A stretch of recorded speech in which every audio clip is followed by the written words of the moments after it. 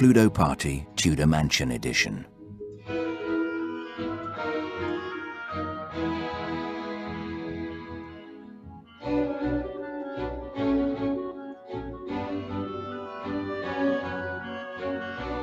Welcome, welcome, one and all. I understand that you are all acquainted with one another, some more so than others. I trust you are all comfortably seated, with a pen and some paper to take down pertinent information as you see fit. How rude of me, I haven't even introduced myself. I am the butler here at Tudor Mansion, the illustrious venue of tonight's soirée. Some of you may be wondering why you've been gathered here this evening. The reason is to find out who is the rightful recipient of the late Sir Hugh's inheritance. I'm sure I speak for us all when I say that he is sadly missed and fondly remembered. Yes. It is with regret that I have to report that matters have taken a turn for the worse in the most unexpected of ways. Earlier on this evening, a dead body was discovered outside the mansion near the ornamental fountain. Naturally, Scotland Yard were immediately informed and have cordoned off the area. They have removed the body and taken fingerprints.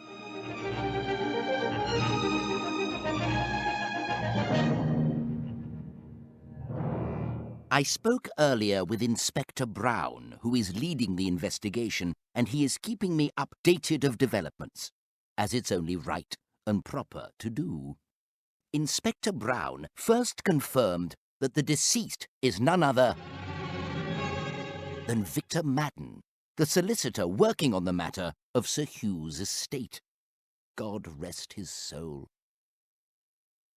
These are the three knowns that Inspector Brown is working to. 1, he is treating the following items as potential murder weapons: a candlestick, a dagger, a revolver, a rope, a lead pipe, and a spanner. 2, he believes the murder took place between 8 and 10 p.m. 3, and most disturbingly, he believes that one amongst you is the murderer.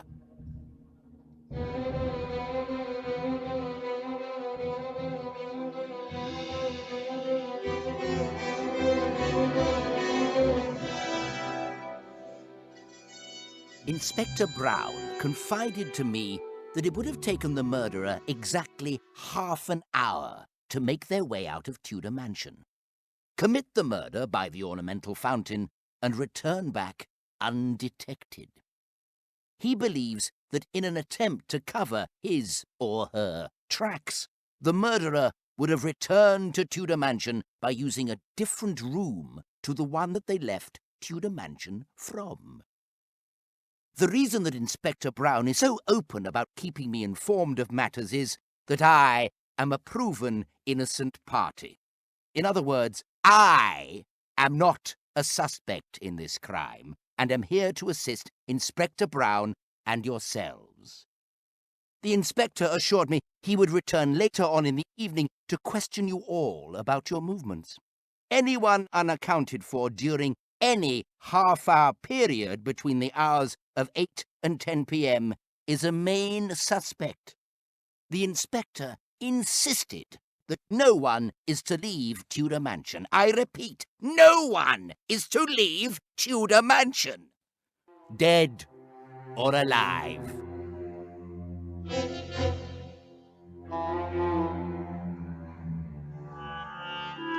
Dearie, dearie me, all this has got me in a right tiz, I tell you.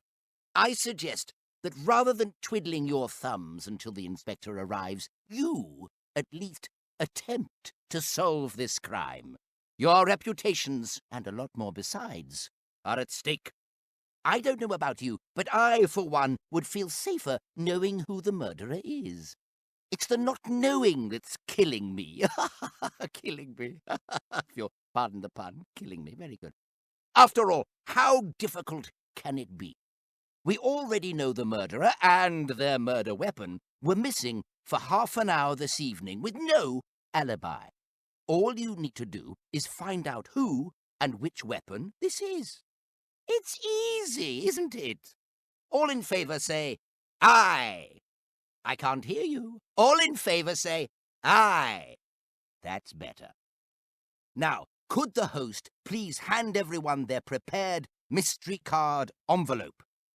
Do nothing with your mystery card envelope until instructed to do so.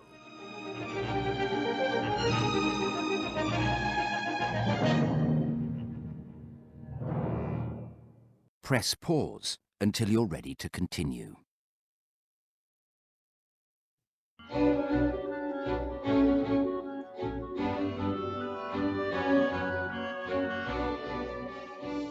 Thank you, host. Allow me to explain about your mystery card envelope. But please do not open your envelope yet. Your envelope contains mystery cards that remind you of your whereabouts during the evening. It's important to note that the cards do not follow a sequential time order. For example, you may discover something about your whereabouts at 9:30 p.m. in card 2, but not find out what you were up to at 9 p.m. until card 5. Also, your card may not reveal all the information that is available. That's where your investigations come into play. For example, you may be with someone at a certain time of the evening and remember seeing a weapon. However, this does not mean that there was not another weapon in the room too. The person that you were with may remember seeing another weapon. It's only when you question that person that you'll get to find this out. You will need to keep your mystery cards and envelope with you at all times during the evening, as you will need to refer back to the cards that you've read when you're being questioned. For example, when you read card 2, you may find out that it relates to your whereabouts at 8:30 p.m.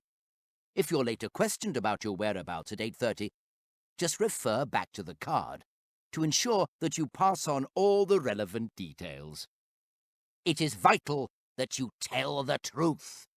If you're asked a question that you don't know the answer to, don't lie. Just say that you don't know.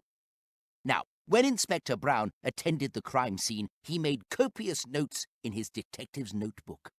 In his haste, he left those notes behind. I have taken the liberty of copying them to help you track your findings.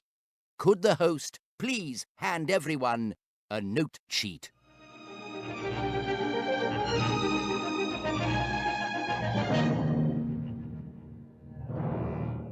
Press pause until you're ready to continue.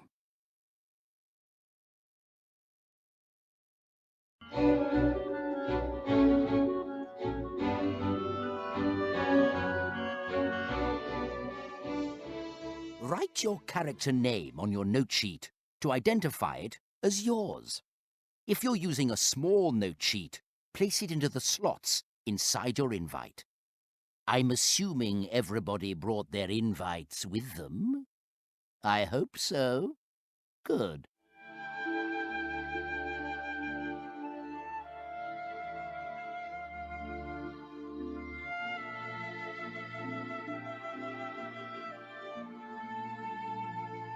Now, it's imperative, I say, that you spend a few minutes understanding the workings of the note sheet.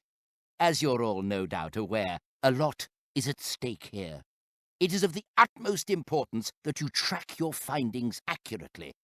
Otherwise, you'll be none the wiser by the time Inspector Brown arrives, or, God forbid, you may wrongly accuse an innocent man or woman of the most heinous of crimes. Fortunately, I was able to observe how Inspector Brown used the grid that he created in his notebook. Take a look at the sample note sheet on the back of your invite, and I'll share its workings with you. What's that? Someone out there has forgotten their invite? Oh, how inconvenient! They'll just have to crane their neck and view their neighbour's sample note sheet.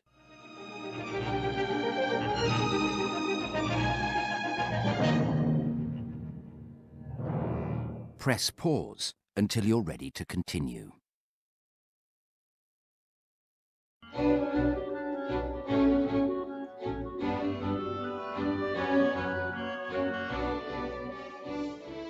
As you can all see, the sample note sheet, which, by the way, does not relate to tonight's murder, shows 4 crosses, all placed in the 9:30 p.m. column. A cross has been placed against Colonel Mustard, Reverend Green, the candlestick, and the conservatory. This means that Reverend Green and Colonel Mustard were in the conservatory at 9:30 p.m. with the candlestick. While this helps to narrow things down, it would not completely eliminate Reverend Green, Colonel Mustard, the conservatory, or the candlestick from your investigations, as the murder could have taken place at another time. The more you investigate, the more you will discover. It's vital that you follow this formula of note-taking, crossing information off in the relevant time slot and using 1 cross for each piece of information received. Once the clues start amassing, one could become easily confused, and we can't be having that, can we? As you gain more information, you will cross off more boxes on the note sheet. To find the answers to this mystery, it is the uncrossed boxes, that will point the finger of truth. Yes.